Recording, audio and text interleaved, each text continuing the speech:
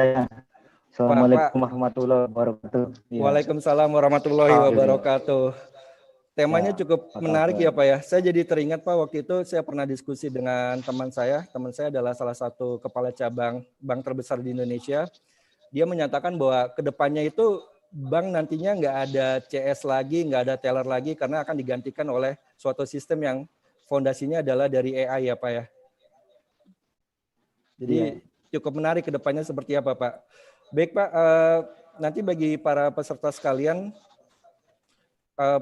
Q&A atau tanya jawab akan kita laksanakan setelah semua pemateri selesai. Kemudian bisa juga melalui aplikasi yang chat yang ada di Zoom tersebut. Dan bagi narasumber kita kasih waktu maksimal 15 menit ya Pak.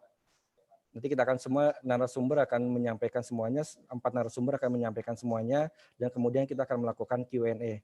Baik Pak Anton, dipersilakan untuk menyajikan pemaparannya.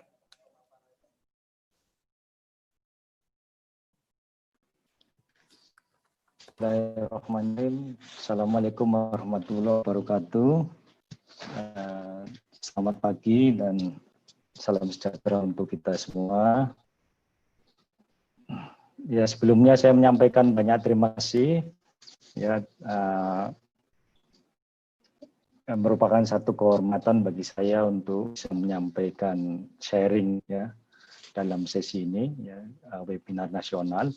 Terima kasih kepada pimpinan IAIN Pontianak ya, dan kemudian UIN Jakarta ya, yang telah mengundang saya untuk hadir pada acara ini. Baik, langsung saja saya share. Terima kasih juga kepada moderator ya dan para peserta yang telah hadir pada siang. Kalau di sini masih pagi soalnya. Saya share dari screen saya saja ya. Boleh dari screen saya? Silakan Pak, silakan. Saya share dari, ya. Oke, soalnya saya pakai slide ini. Nah, baik. Jadi saya ambil terkait dengan produktivitas ya, dengan teknologi berbahan teknologi dan digitalisasi berbasis. Tadi sudah disampaikan lah wilayah saya berada di Big ya, ini utaranya kota Jeddah, kira-kira 150 km. Di King Abdul Aziz University. King Abdul Aziz University ada 2 kampus, kampus yang pertama di Jeddah, kemudian yang kedua di Big. Provinsinya masih Provinsi Mekah ya, masih satu provinsi. Baik, karena waktu yang diberikan juga sangat pendek ya, jadi saya langsung ke poin-poinnya saja. Ya, hanya 15-20 menit mungkin. Ini slide-nya agak banyak sebenarnya, tapi tidak apa-apa, kita intinya saja yang akan disampaikan. Jadi intinya adalah pada digitalisasi ya, dan teknologi untuk membantu produktivitas, apalagi di era keadaan sekarang yang tidak menentu ya. Memang sebetulnya kita sebagai IT ya, orang IT dan ilmuwan ya, saintis itu sudah mengenal yang istilahnya disrupsi. Jadi ini memang bagian dari, makanya dalam inovasi kita sudah tidak bisa lagi dari bisnisnya hanya harus bisa disrupsi untuk menghadapi keadaan yang tidak menentu seperti sekarang ini. Kita lihat dulu dari potret ekonomi digital ya. Di Indonesia ini ya, kalau kita lihat ya, pada tahun 2025 pengguna internet di kawasan Asia Tenggara ini masuk di dalamnya adalah iklan mencapai 200 juta dolar ya, 200 juta USD ya. Kemudian transaksinya yang di Indonesia sendiri pasar digital bisa mencapai 40,5% ya, atau dari kontribusi hampir separuh ya dari Asia Tenggara. Ya, kalau kita lihat memang bonus demografi ini memang sangat luar biasa di kita, pasarnya sangat besar ya. Di Asia Tenggara kita memang pasarnya yang paling besar. Kita bisa lihat di sini kontribusinya di Asia Tenggara. Dan untuk memakai internet ya, di Indonesia kita lihat Ya, ternyata ya dari sumber yang saya dapatkan ini itu 55% itu pekerja sudah menggunakan internet ya. Artinya dari pengguna internet ini adalah orang-orang yang bekerja ya, entah di industri, entah yang jelas mempunyai profesi ya, pekerjaan. Kemudian kalau kita lihat yang agak mengejutkan ini adalah ibu rumah tangga. Itu kontribusinya 16% dari pengguna internet ya. Selain itu adalah mahasiswa dan pelajar-pelajar ya. Ini yang luar biasa ya, kalau kita lihat. Ya, kemudian di sini nanti pertumbuhan internet provider itu ya saya sangat besar ya, dan ini potensi yang memang harus sebagai wirausaha ataupun pelaku bisnis ini harus betul-betul bisa dimanfaatkan ya. Ya, kemudian digitalisasi dalam ekonomi. Jadi ekonomi digital ini berdampak yang paling terasa adalah pada efisiensi. Ya. Kemudian dalam hal ini adalah memperbaiki kinerja, ya, kemudian meningkatkan kualitas. Ya. Jadi bisa cepat, ya. lebih cepat, mereduksi biaya, ya, mengurangi biaya, gitu. Dan banyak hal yang meningkatkan produktivitas dari pelaku bisnisnya. Jadi dalam era digitalisasi ini memang bisnis model dan manajemen ini harus segera diubah, disesuaikan dengan keadaan ya. Seperti istilah WFH yang sekarang ya. Di WFH ini berarti intinya adalah orang bekerja saat diperlukan sebetulnya. Pada saat diperlukan ya di rumah saja. Pada saat perlukan dia kerja. Bekerja pun di mana saja, tidak harus di kantor gitu. Jadi hanya pada bagian-bagian atau bidang tertentu saja yang memang diperlukan untuk hadir. Kalau tidak, kita bekerja di mana saja. Nah, sangat fleksibel. Dan ini memang sudah diprediksi sebetulnya. Dan pandemi ini semakin diakselerasi, semakin cepat. Itu kita bisa memprediksi dalam beberapa tahun. Ternyata dengan adanya pandemi ini, orang semakin terbiasa, sehingga mungkin kita tidak akan kembali lagi ke asal sebelum pandemi. Beberapa usaha, unit usaha itu akan berubah total, memperbaiki bisnis model dan manajemennya ya untuk mengikuti keadaan yang sekarang. Karena pandemi ini kan tidak bisa diprediksi. Jadi pasar yang ada sekarang ini memang pasar yang tidak bisa diprediksi. Kemudian mereka untuk dan untuk meningkatkan produktivitas itu adalah transformasi dengan peningkatan keterampilan dan pelatihan ya. Ya disiapkan tenaga orang-orangnya ya untuk katanya ini di upskilling ya istilahnya ataupun training ya. Kemudian digitalisasi, jadi mau tidak mau kita memang harus menyerap digitalisasi ini ke dalam usaha. Kita tidak bisa lari. Pasar tradisional pun bisa digitalkan ya dengan membuat platform aplikasi, jadi ordernya online dan sebagainya ya. Jadi tidak perlu lagi orang datang ke pasar. Itu pasar yang tradisional, apalagi pasar modern jangan ditanya lagi seperti supermarket, mall dan sebagainya. Kemudian dengan reinvention ya, dengan mengubah strategi yang lebih tepat bagi usaha tersebut atau bisnis tersebut. Nah, ini pertemuan antara IT dengan teknologi, operasi teknologi.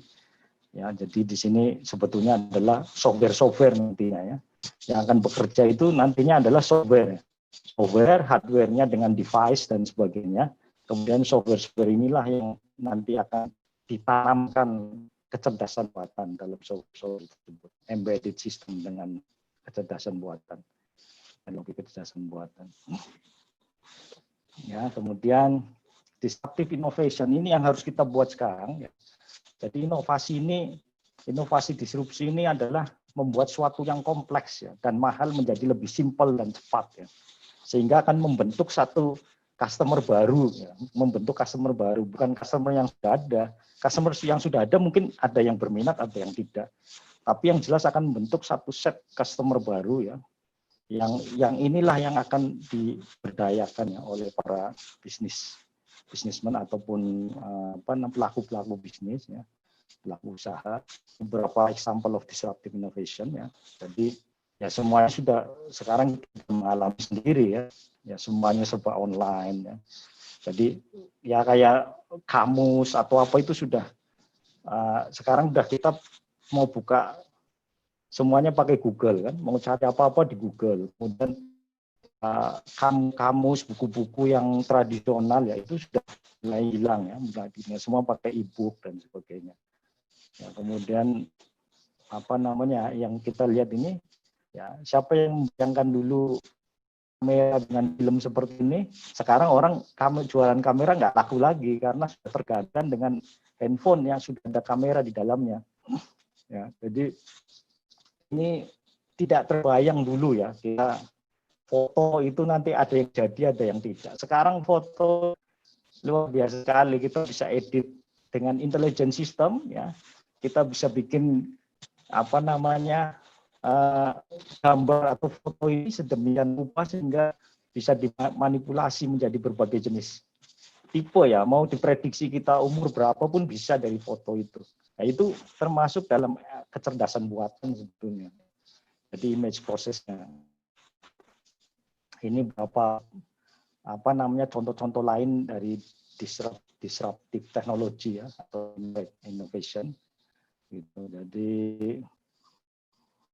ini yang tidak ada dulu tahun 2006 ya, sekarang ada dan mengubah kehidupannya. Jadi cara orang dalam masalah sehari-hari kita ini ya dulu ya sebelum ada era internet dan sebagainya ya, untuk mencapai 100 juta pelanggan telepon tradisional itu yang apa PSTN itu yang kita sudah tidak lagi yang namanya telepon. Kalau saya dulu dan Bapak juga yang pernah menggunakan umum ya, bawa koin kemana-mana terus masukkan. Nah, itu perlu 75 tahun untuk mencapai 100 juta customer pelanggan. Ya, kalau kita bandingkan ya, Facebook itu hanya 4 tahun dapat 100 juta subscriber. Ya. Instagram itu hanya 2 tahun saja. Dan yang paling luar biasa ini game ya, Pokemon contoh. 1 bulan ini sudah dapat 100 juta user. Gitu. Jadi luar biasa ya, customernya terbuka karena terbuka, tidak ada batas-batas ya. Jadi tidak ada batas-batas negara, tidak ada batas-batas wilayah. Ya, dengan akses online, ya, digitalisasi, internet, ya semuanya bisa terjangkau. Ini mengubah cara hidup kita. Kalau kita lihat ya, dengan aplikasi online ini kita sudah tidak perlu lagi kemana-mana. Tinggal di rumah, kita bisa beli makan macam-macam, bisa pergi kemana-mana dengan tidak harus mempunyai kendaraan. Ya, kita bisa berusaha di mana-mana, tidak restoran itu tidak perlu kita membuka restoran ya, di rumah bisa dibuat satu kayak dapur yang akan memproduksi makanan kemudian dipasarkannya dengan online gitu. Ya, ini bentuk-bentuk dari disruptive ya innovation sebetulnya. Nah, ini perbandingan antara sustain dengan disruptive ya. Kalau ini hanya kalau disruptif ini sudah lain ya, jadi polanya lain. Kalau untuk bertahan saja masalahnya kita sudah bisa ketahui dan mudah. Tapi kalau disruptif itu tidak bisa diprediksi pasarnya. Pasar baru dia akan membentuk pasar baru. Kemudian inovasinya harus dramatis, ya. Harus berubah. Tidak bisa artinya tidak bisa dengan tradisional penyelesaian problem dengan pendekatan tradisional ya. Customer-nya pun kadang-kadang tidak bisa diprediksi gitu. Kita tidak bisa lagi memilih umur sekian gitu. Semuanya sudah mix ya. Ini di disruptive innovation. Nah, ini yang kita hadapi sekarang, virtuality is reality. Ya. Dulu kita virtual ya, itu reality. Jadi shopping is esensial. Pasar belanja itu adalah penting ya.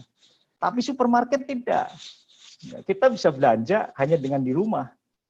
Dari rumah. Ya ini poin-poin yang perubahan yang harus kita terima sekarang ini. Jadi kayak wholesaler ya, pasar-pasar supermarket besar itu cepat atau lambat kalau dia tidak mengadopsi ya reinvention strategy, dia akan tutup pelan-pelan ya. Seperti yang tadi disampaikan kan. Mall-mall itu nanti lama-lama akan nggak ada pengunjungnya karena orang sudah bisa belanjanya tetap, tapi semua bisa dilakukan di mana saja. Gitu. Jadi ini poinnya. Banking is essential. Tadi disampaikan kan, aktivitas perbankan ini tetap ya, transaksi pembelian, ya transfer uang, ya dan sebagainya. Tapi banknya tidak. Artinya kita tidak harus datang ke bank untuk melakukan transaksi. Kalau dulu memang, ya sekarang dengan teknologi yang ada, ya orang beli itu sudah tinggal klik saja, ya buka internet banking, ya, atau sekarang banyak sekali istilahnya media-media seperti OVO, kalau di Arab Saudi STC Pay gitu, untuk melakukan transaksi ya pembelian. Kalau kita tidak punya kredit card pun tidak ada masalah itu, karena banyak platform-platform yang menyediakan itu. Itu healthcare is essential ini. Jadi perawatan kesehatan ini penting ya, tapi tidak harus dalam tanda petik dengan datang ke rumah sakit gitu, ke hospital. Ya. Jadi kita bisa dengan platform, dengan media yang ada itu bisa konsultasi dokter melalui online, kemudian kita bisa lihat di apotek online ya, farmasi dan sebagainya, sehingga kita bisa melakukan transaksi pembelian ataupun hal-hal yang terkait dengan kesehatan dari sana, tidak harus menangi ke rumah sakit ataupun klinik dan sebagainya. Learning is essential. Belajar itu adalah penting ya. Ini yang paling utama esensinya. Tapi universitas, ya, keadaan sekarang kita bisa lihat di Arab Saudi ini mungkin semester depan masih online juga, jadi kita nggak perlu lagi datang ke kursnya. Kalau gitu, saya sekarang masih mengajar karena semester musim panas, saya mengajar online dilanjutkan, dan semester depan ada kemungkinan masih online juga. Gitu. Jadi semua tetap belajar seperti biasa. Ya, learning is essential. Tapi universitasnya tidak. Artinya kita punya bangunan universitas besar-besar ya sekarang nggak dipakai. Paling nggak dalam hampir 1 tahun ini ya mungkin ada staf yang datang di shift hanya 50%, tapi mahasiswanya tidak, dosennya tidak. Dosen di rumah, mahasiswa di rumah, kita belajar. Ya seperti webinar ini. Webinar ini kalau tidak ada pandemi, mungkin webinar seperti ini tidak menjadi begitu populer ya, booming. Hampir tiap hari saya terima informasi webinar di grup-grup WhatsApp ya, hampir tiap hari. Nah, efeknya apa? Efeknya untuk pertemuan itu jadi nggak ada yang menggunakan, nggak ada yang menyewa. Dulu kan terus setiap ada seminar kita harus pakai gedung ya. Kalau di kampus mungkin oke, kalau di luar kita harus sewa di hotel, ya, di gedung pertemuan dan sebagainya. Jadi intinya adalah learning-nya gitu. Jadi infrastruktur ini sekarang semakin menjadi virtual jadinya, virtual. Jadi virtual ini adalah realitas. Inilah yang ada sekarang ya.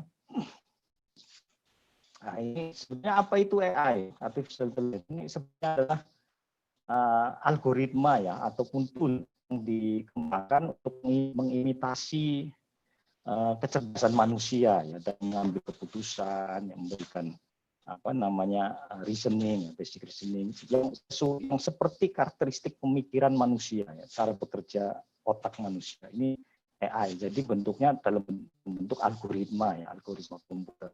Ini banyak sekali ya, implementasi AI dalam industri ya, dari healthcare, advertising, business intelligence ya, sampai ke robotik ya, e-commerce ya, yang kalau kita lihat yang berarti masih minimum. Kalau merah ini berarti sudah hampir maksimum ya implementasinya ataupun penerapannya gitu. Nah, kemudian ini landscape-nya AI itu banyak sekali ya yang terkait dengan AI, dari machine learning, autonomous system ya. Kemudian di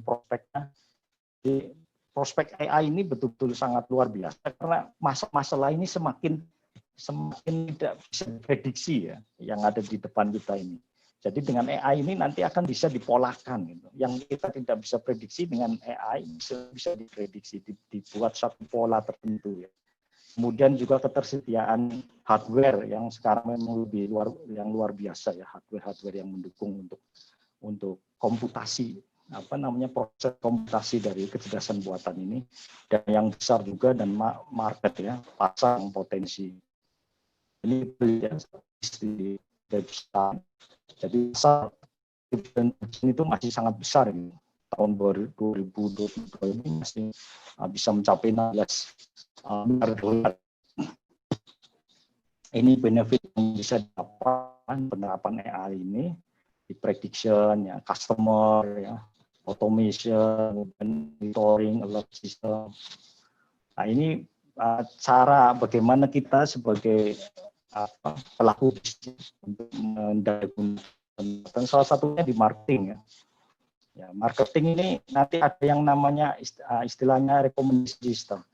Jadi kalau kita membuka satu website ya, katakanlah booking.com ya, kemudian kita pilih daerah, misalnya saya mau cari hotel di Jogja, ya, Yogyakarta. Nah, pilih hotel, kemudian kita nggak jadi booking. Tapi dia disimpan kalau kita sudah sign up, sudah mendaftar sebagai user ya di booking.com itu akan tersimpan dalam memori. Polanya akan diketahui. Kemudian pada saat kita buka email, nanti ada email akan bermendah, price drop, harga turun nih di Jogja. Jadi dia akan selalu berikan promosi. Kita nggak bikin apa-apa, nggak tanya apa. Dari sistem sudah otomatis. Jadi bisa tahu behavior customer ya. Tahu behaviornya, dan task driven ya. Application.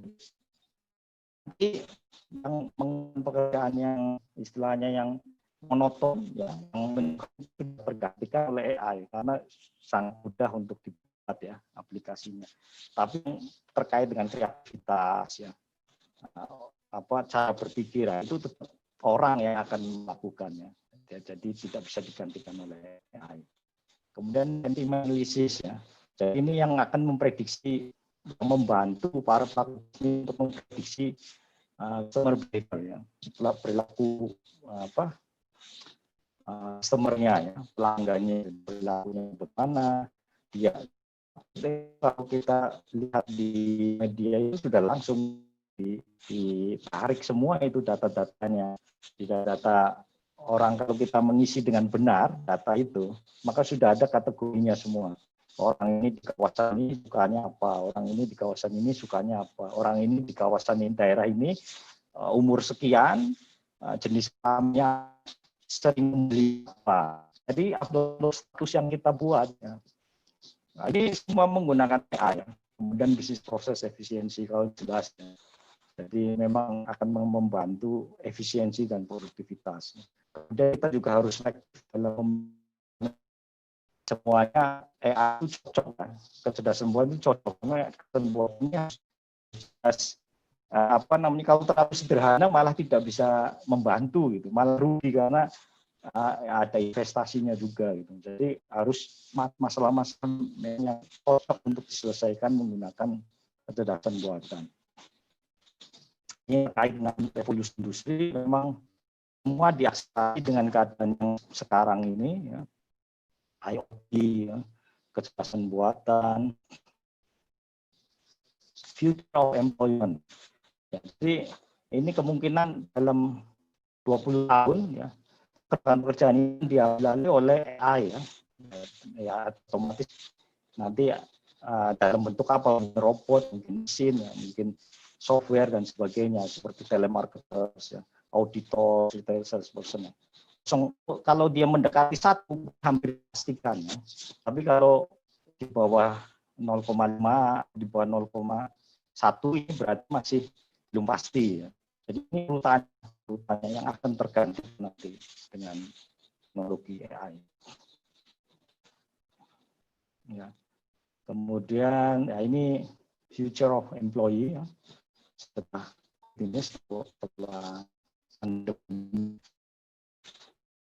sebetulnya ini adalah kaitannya sangat terkait juga dengan disruptif, dengan revolusi ini di sela pandemi ini, ya harusnya ini mungkin kita kalau tidak ada seperti ini, ya tidak ada pandemi ini, kita masih seperti biasa. Ya mungkin webinar ini juga akan diselenggarakan di tempat biasa offline ya.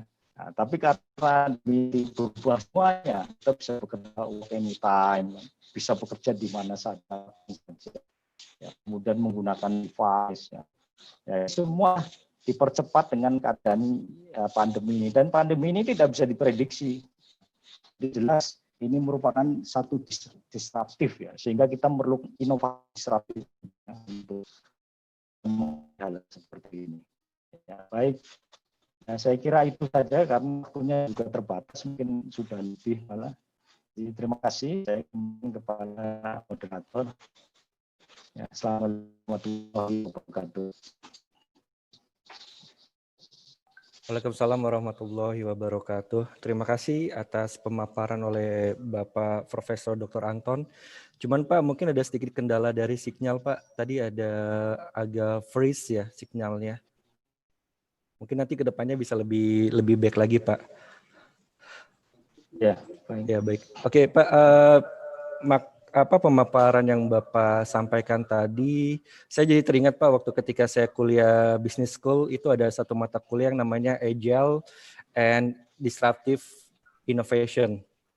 Jadi ya sesuai dengan apa yang Bapak jelaskan tadi, bahwa kita untuk bertahan tidak hanya perlu sesuatu yang biasa aja, tapi perlu sesuatu yang sifatnya disruptif. Dan contohnya banyak sekali ya Pak ya, dari tadi Apple, kemudian yang masalah transportasi online dimulai oleh yang namanya Uber dan segala macam. Dan AI itu salah satu cara bagaimana kita bisa menerapkan disruptive innovation untuk kedepannya ya Pak ya. Betul ya.